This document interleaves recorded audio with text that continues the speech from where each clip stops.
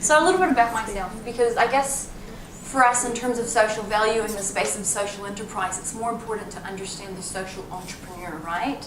You know, and Bonner, I highly encourage you to talk to social entrepreneurs because we tend to find definitely some societal issues and we tend to spot quick solutions for them, and we use techniques like design thinking, for example, that help us be able to find a solution which has a completely different perspective to things. So a little bit about social enterprises. Social enterprises are organizations that have a service or a product, and they tend to tackle environmental, social, or cultural things as well as operating as a business. The Pallet Kingdom is one of them. So we all know that being able to quantify environmental and social impact is really, really hard to measure. Obviously, it's great to be able to quantify it because the more data we have, the more we have investors that are interested in our business, the more proof that we have that we're actually creating an environmental impact, the better it is. So the Pallet Kingdom started 3 years ago. That's when we started our prototype, and funny enough, it all started here. You know, I'm a student was a student and a proud lecturer now from AUT, and AUT really did help me understand this concept of social entrepreneurship and sustainability so much that I literally got obsessed with this. I would say it's my religion. Sorry, Dad. So basically what happened is we drive around Auckland and we tend to see pallets all over the place, right? You know, I just dropped off some trays at Eat My Lunch because there's an event happening, and right in front of Eat My Lunch there's 5 pallets, which is very ironic because they're about to use pallet trays in terms of their event. So it's just really, really funny how we all started. It's all just because of an accident. So my partner Gabriel sat on the only table we had in our own flat. We're young students, not much money. I'm a very proud individual who thought at the age of 18 that I could self-sustain myself. So I've been through a few business failures already, which has been quite fun, leasing out a space and having a shop. So obviously we started with no money, and that wasn't going to stop us. I came from working with Conscious Consumers. Have you guys heard of Conscious Consumers? Yeah. So Conscious Consumers, I was the Auckland manager of Conscious Consumers, and we registered many cafes, and the more I got to talk to cafes about waste, the more obsessed I was about we need to stop this.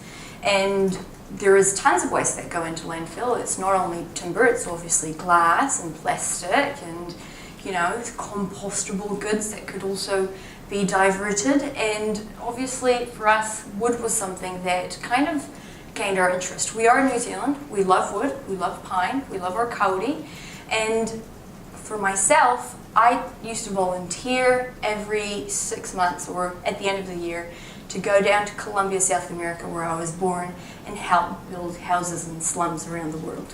So we would go to one slum in Brazil, one slum in Colombia, and it was a part of an organization very similar to Habitat for Humanity. It's called Un Techo para Mi País. And this is where I learned how to use power tools, because believe it or not, this little cute face does build some furniture as well.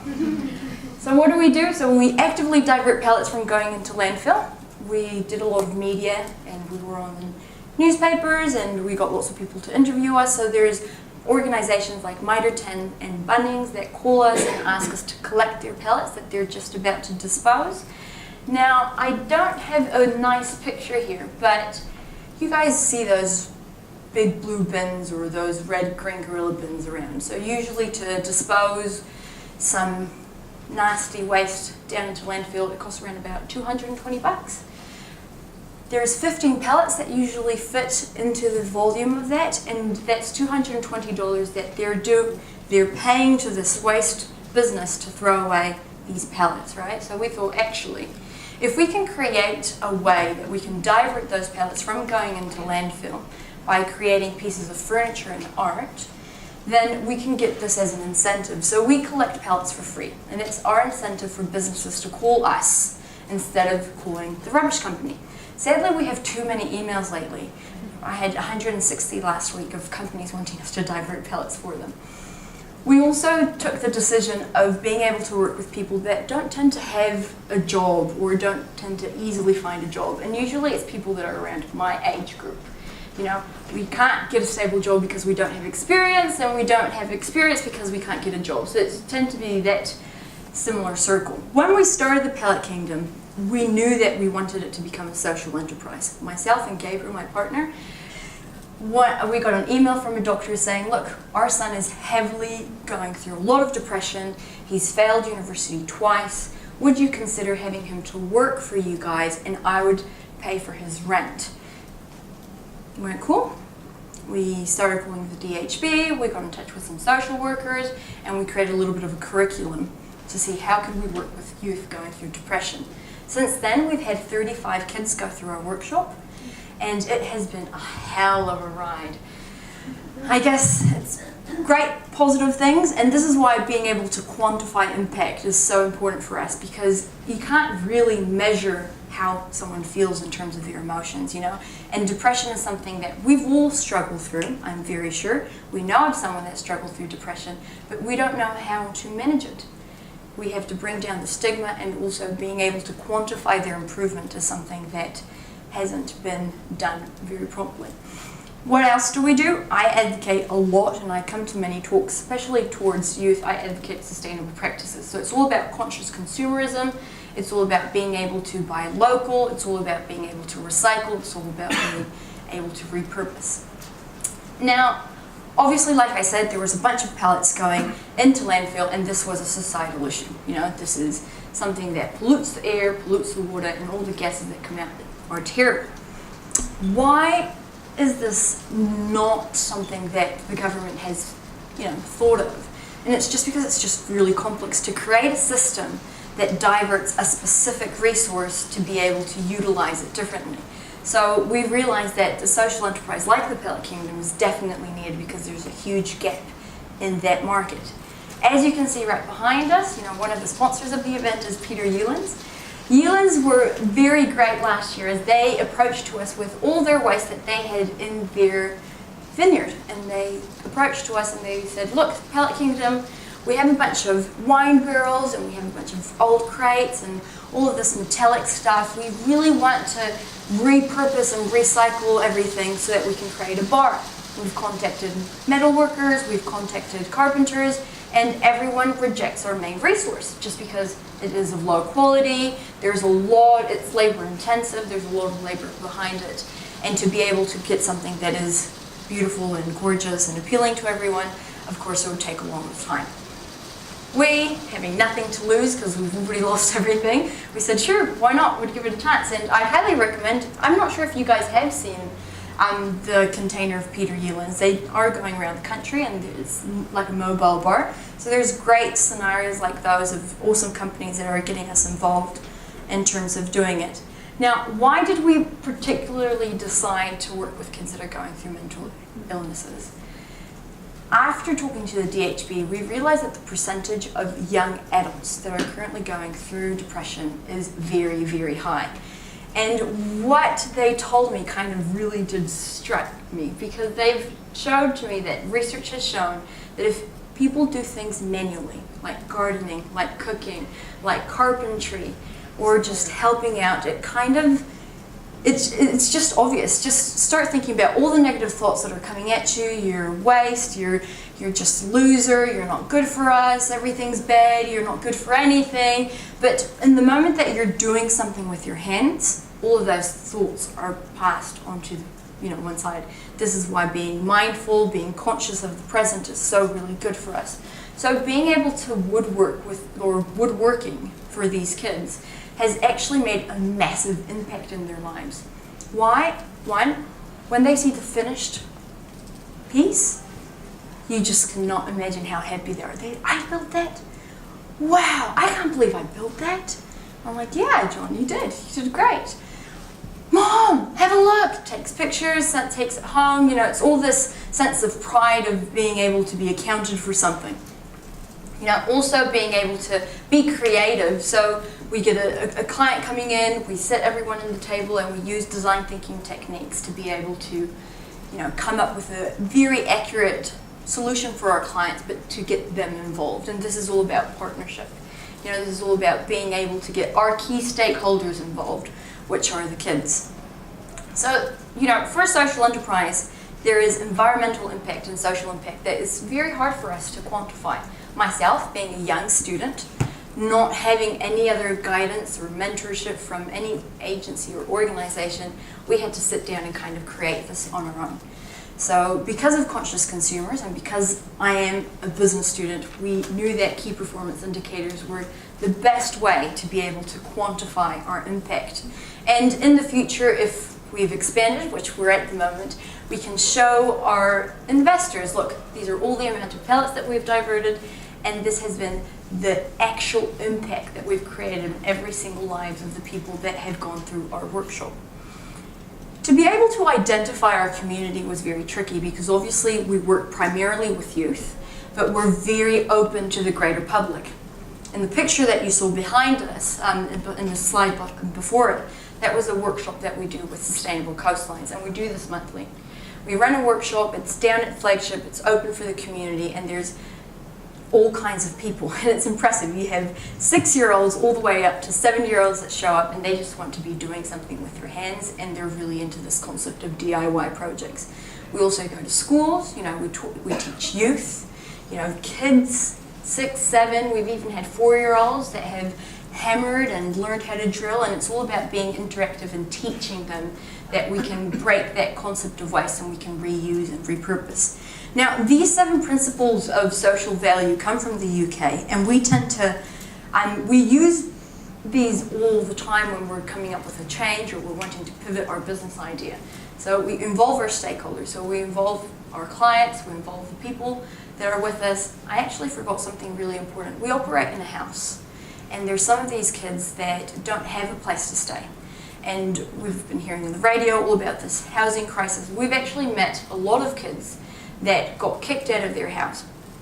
Father's an alcoholic, parents died in a car crash, nowhere to stay, mother is in Sydney, doesn't want anything to do with the young girl. So what we did, and this is a little bit ambitious, and we have had some struggles with this, is that we've opened the doors of our house to be able to house a few of them. So at the moment we're living with 3. They do have a contract with us because we have a very big project happening, and it's been hard for me to have to put that mum hat on, Let's wash the dishes, guys, come on, let's keep that toilet clean. But all of this is just being really accepting and being very open. And this goes back to all of these, because when you understand the changes, especially the changes that happen mentally to these kids, they have a great day, they have a terrible day. We have an open workshop, so at the beginning the kids are welcome to come. They wake up really, really late in the afternoon. They have no motivation to start. So all of those things are really good to be able to communicate with our clients, because our clients sometimes see us as an actual business, but they don't know that we're dealing with certain variables that might be able to impact our end result, especially with deadlines, for example. We don't overclaim. We're a very small business. We work we work on one-to-one. We try to impact the life of one individual at a time, and we quantify it and we keep a record. Obviously, a social worker helps with us as well. Obviously, being able to work with no capital is very, very hard, but that didn't stop us.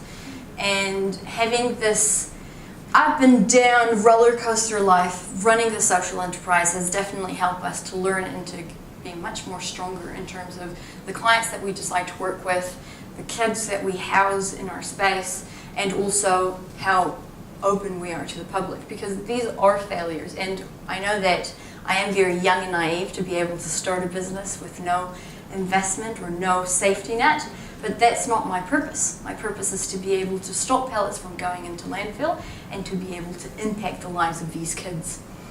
Now, obviously, quantifying impact, like I said, it's really, really hard for us to do that. What we do is that we have a KPI and we have a story of each person. So, for example, and I'll go back to this slide. This is Jorge. He's the only of our 23 kids that accepted for me to share a little bit about him. So, Jorge is not from New Zealand. Jorge is a very strange case. He's an international student. His parents worked really, really, really hard. He got sent through to New Zealand to study English. Obviously, language is something very hard for them, but his parents don't have much money. So he has to find a job, and not being able to speak English and living in Auckland was terribly hard. He emailed us and he told us, look, I am struggling so much. I really want to leave New Zealand, and I've only been here for a month. All my stuff had been stolen, and I come from Colombia. He comes from Colombia, and all his stuff got stolen here. Hilarious. I don't want to give up. I really want to learn the language, but I just cannot tolerate this. I wake up till really, really, really late. I have no motivation in life. I just want to die. And when we heard that, we got really, really sad. And we said, look, Jorge, we have a room available. Come and, start trading with us. See how you go, have a feel. We have an open workshop. We're open from Monday till Saturday, because those are the only times that council lets us to work. Sundays, I've been in trouble. And, just come. So he started showing up slowly, 1 day, 2 days, 3 days, then he was the whole entire week. Then he was a master at sanding and cutting, and he was really precise. And I went, actually, now we can create a contract. So Jorge and the Pallet Kingdom have a contract. It's based on projects. So we've gone through all the paperwork that goes with having to employ an international student, which was a hard work.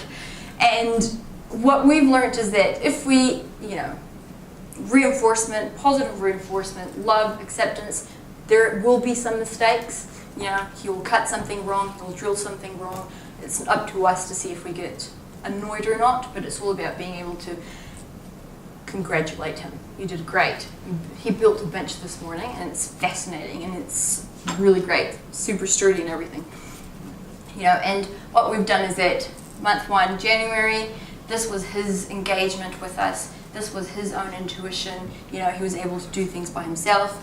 February, he shows up to the workshop. He was earlier than us. He's very happy. He constantly is thanking us because not only he works with us and we pay him, but he also lives with us for free.